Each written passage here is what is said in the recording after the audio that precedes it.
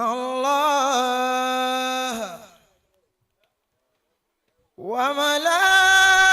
وملائكته يصلون على النبي صلى الله عليه وسلم يا أيها الذين آمنوا صلوا عليه وسلموا تسليما بسم الله الرحمن الرحيم هو الذي أرسل رسوله بالهدى ودين الحق ليظهره على دين كله وكفى بالله شهيدا محمد صلى الله عليه وسلم محمد رسول الله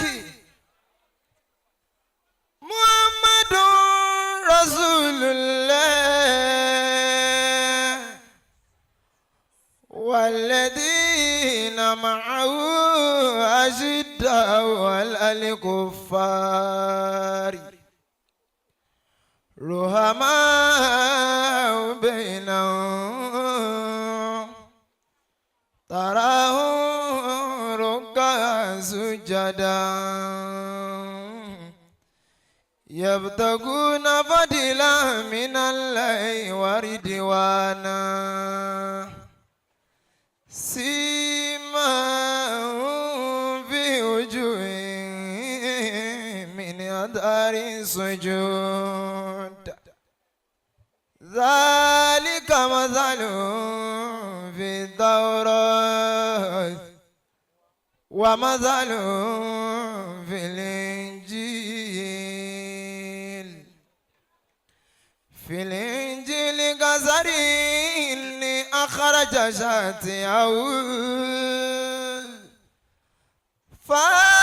فآزره فاستغلظ فاستوى على سوقه يعجب الضراء ليغيظ بهم الكفار وعد الله الذين آمنوا وعملوا الصالحات منهم مغفرة وأجرا عظيما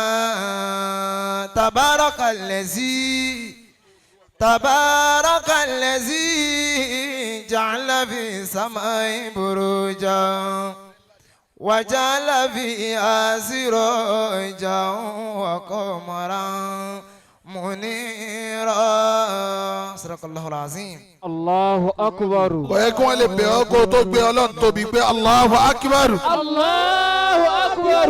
gbogbo táwọn ṣe ń bí yìí ó lé tó. bàbá aṣẹ́wó kúrò àmọ́ Alhaji wa Mansuru di. ó lé tó. inú wa ṣe ń dùn pé wà láàrin wa tí nǹkan ó sì ṣe nínú àlùbáríkà bàbá. lẹ́yìn máa ń bẹ lójú agbo yìí tó gbà pé oore ti jẹ́ tòun lónìí bá ń tún náwó ọ̀tún rẹ̀ sókè báyìí lẹ́yìn tó kù tọ́dún wọn parí